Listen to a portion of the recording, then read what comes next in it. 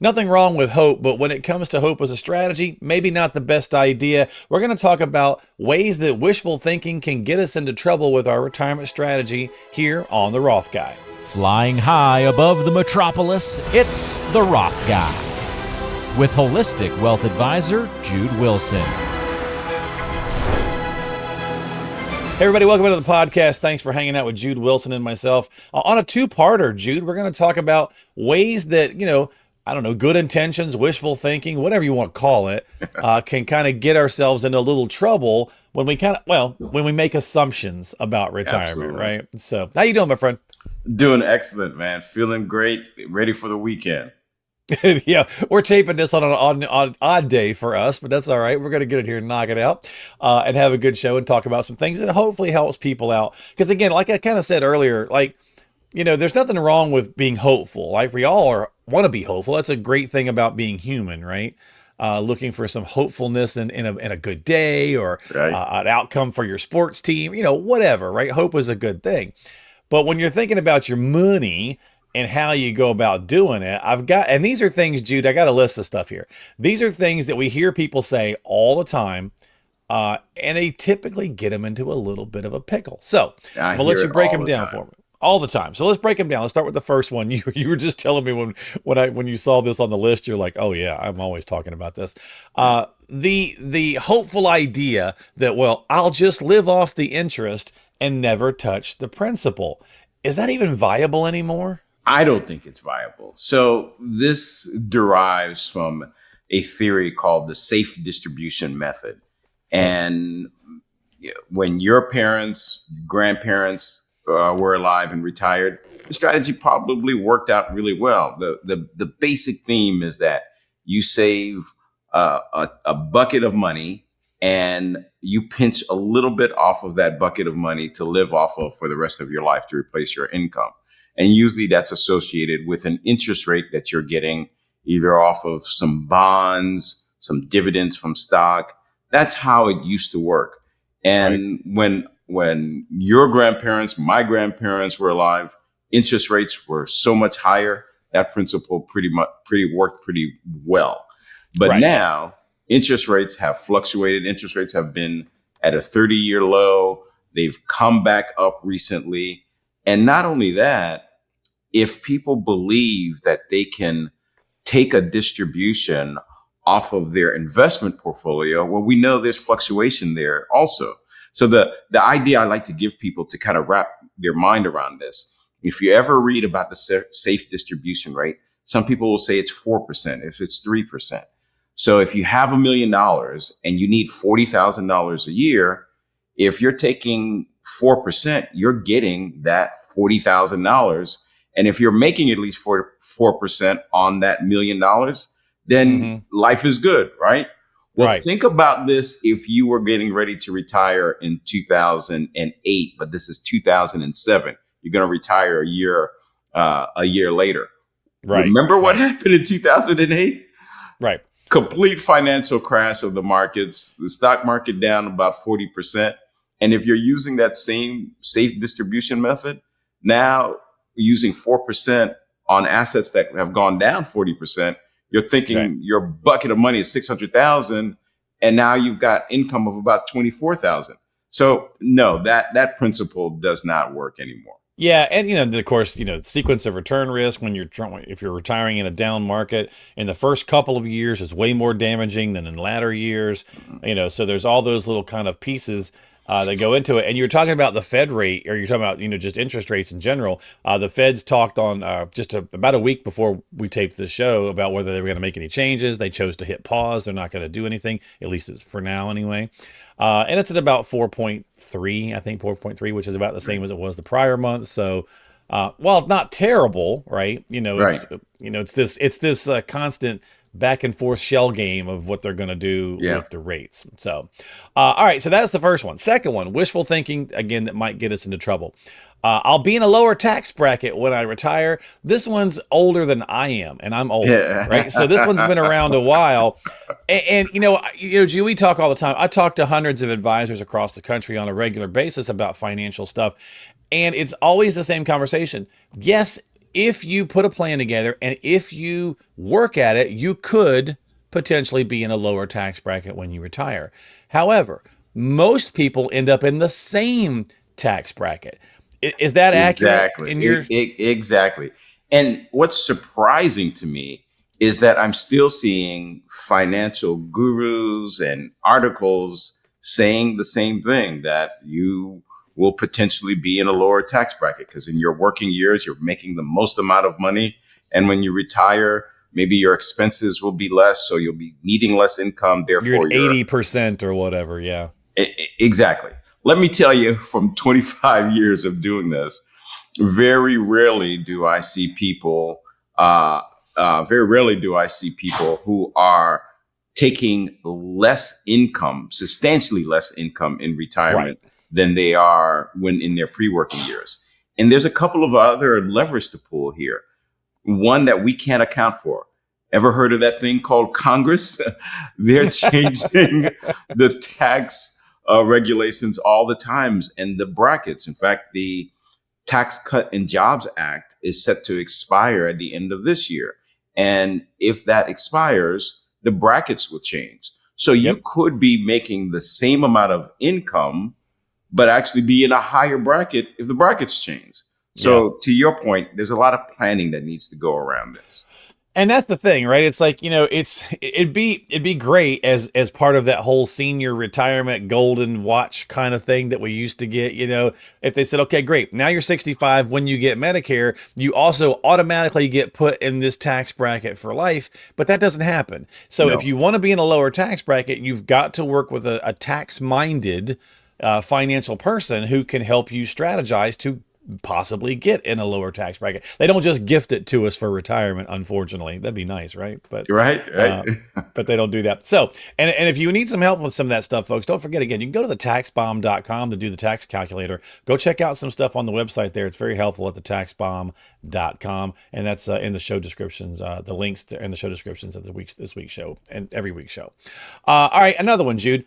We don't need to worry about, long-term care, assisted living expenses, whatever, because, we're just going to take care of each other, right? Husband and wife, we're going to just kind of, care for one another. We've talked about it before. It's sweet. It's lovely. It's noble.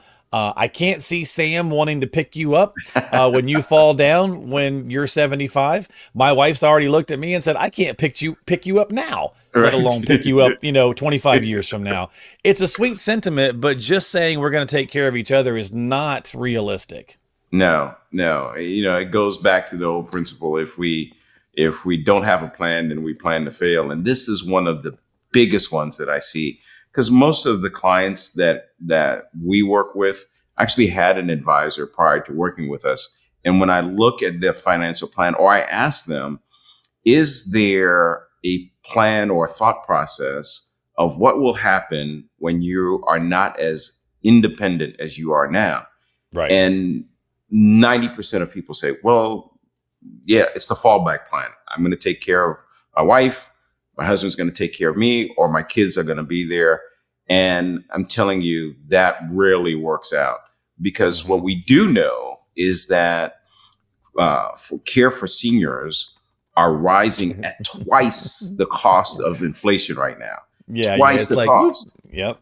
So if your financial advisor has put together an income plan for you based on your current level of expenses, and have not figured out a plan B if we do need long-term care, if we do need assistance, if we're going to move to an assisted living facility, if we want someone to come in and take care for us here at the home, then that's a big piece that's missing from the financial plan. Yeah, I mean, and it gets costly, man, quick. I mean, my mom's 83, and every time we kind of got to do a little change here or there. I mean, she's still pretty independent, but we know that's coming if, potentially, right? I mean, you just don't know when something like that's going to strike when we get to a certain age. So, and the prices, to your point, are crazy. So you definitely at least have to start having the conversation with your advisor or somebody, because, I mean, again, just putting your head in the sand is almost like begging for it to happen to you, right? So, Absolutely. You mentioned something earlier when we were talking about, the tax rates, and it's actually kind of same kind of thing that you mentioned. It's on this list as well, so we'll do that one as well. The whole I'll spend less in retirement, right? So we kind Yeah. of talked about I'll be in a lower tax bracket in retirement. Well, again, another false hope kind of thing is, well, we can retire on less because we're going to spend less. Right. And I've said this a million times, but it's a great line. It's stuck with me my whole life. My dad passed away when I was 23. He was 63. He hadn't been retired, but maybe a half a year or a year, something like that. But he was like, man, this retirement's kind of fun, but every day is a Saturday. And I was like, what's wrong with that? Saturdays are awesome. And he's like, Right. yeah, except that I spend more money on a Saturday than I do during the week. And it stuck with me, right? And it's like, oh, well, if every day is the weekend in retirement, it could get costly. For sure. And again, some of the articles that I read kind of paint this picture of what retirement expenses are going to look like. Because the basic philosophy in some of these articles is that, the kids are out of the house and the mortgage is paid off. So you don't need that same level of income. And that's Obviously, true. those things. That's true. Exactly. Sure. Exactly. But here's what the real world tells me is that wherever there's a gap, something will fill in that gap. Yeah, You're going you to get travel bored. more. Yeah. Exactly. Yeah. You're going You're to going to go to travel How many more. more times are you going to Lowe's to buy flowers and something to, do some gardening or stuff around the house, right? Yep. My brother and I started doing little projects around my house, and I'm like, man, this bill is racking up quick, so same kind of idea. The honeydew list gets expensive. Yep. And having that, what I call the second parenting phase, where you become the grandparents, and now Oh, yeah. you get to dole on this grandchild and give them back when you're tired of them. Well, Yeah. I've seen grandparents spend more money on their grandkids than they Yeah, did there on you go. on their children when they were bringing up. It's a Yeah, wonderful that's thing. true. Yeah. But at the end of the day, something's going to fill in that gap for most people. That's a great point. Yeah, I can see it now. Does you want granddad to get you a motorbike? You want granddad to get you a go kart? Exactly. Whatever the case is, right? Yeah, that's a good point. And then of course, medical expenses, which we just talked about a Yeah. second ago, right? You gotta think. So again, probably false hope that you're just going to spend less in retirement. I kind of like the tax situation. People tend to stay exactly where they were. They typically don't want to go back in their lifestyle backwards. All right, last one for this episode, and then we'll wrap it up, and we'll come back and do a part 2 on this same topic. All right, so gotten a nice return on my investments for the last couple of years, Jude. Right, which the market's done well, and as a matter of fact, at the time we're talking, it's almost built itself back up to close to the all-time highs again. I think we're like 200 points off on the S&P from the all-time high after after a choppy month in April. Right. But anyway, the philosophy being my investments have done well, so as long as they keep doing that 10% annually, my plan will work. So my question to you is, as an advisor, are we just planning? Are we hoping? I guess it's not a good plan, right, Jude? If it has to go perfectly for you to succeed. Yes, exactly. And it leads to something that you said in the beginning of this episode, but I don't think most people heard that.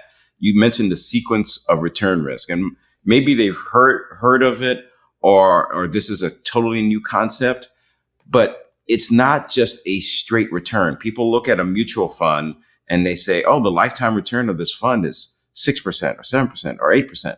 Well, it's not a consistent 8%. There were times where that mutual fund was down double digits.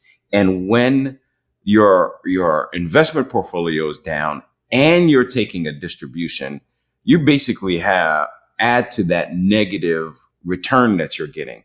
And it's very hard to bounce back. Let's say you have a 10% negative return that year and you're taking out 4% to live off of. It's really hard to bounce back from basically a 14% negative return. So yes, you may have looked at your portfolio and said, oh my gosh, over the last 10 years, I've done amazing.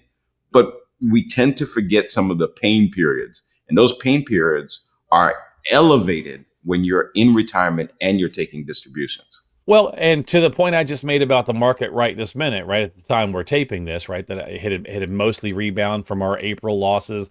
I think earlier this week, I think I saw the report come out that said it had wiped out all the losses from this year and had gotten back into positive territory year to date.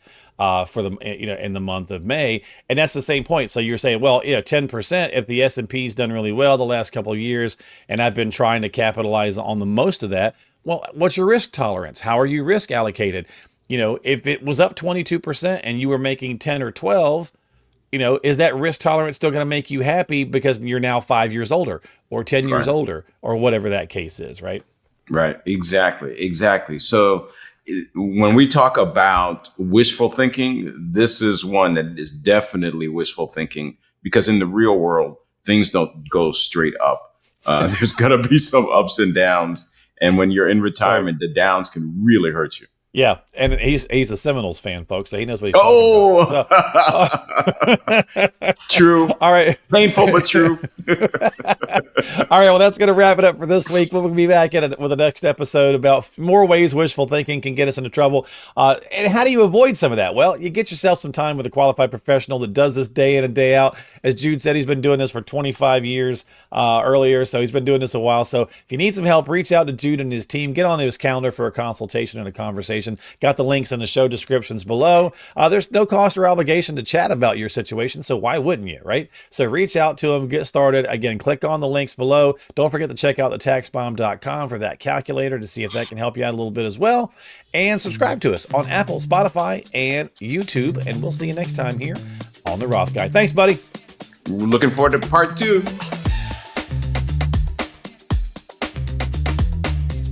Financial planning and advisory services are offered through Prosperity Capital Advisors, PCA, an SEC-registered investment advisor with its principal place of business in the state of Ohio. Centrus Financial Strategies and PCA are separate, non-affiliated entities. PCA does not provide tax or legal advice. Insurance and tax services offered through Centrus Financial Strategies are not affiliated with PCA. Information received from this podcast should not be viewed as individual investment advice. Product discussions and illustrations are hypothetical in nature and will vary based on many factors, including but not limited to age, health, product, insurance carrier, and product design. You should consult the insurance carrier website and policy for detailed information. For information pertaining to the registration status of PCA, please contact the firm or refer to the Investment Advisor Public Disclosure website, www.advisorinfo.sec.gov. For additional information about PCA, including fees and services, send for our disclosure statement as set forth on Form ADV from PCA using the contact information herein. Please read the disclosure statement carefully before you invest or send money.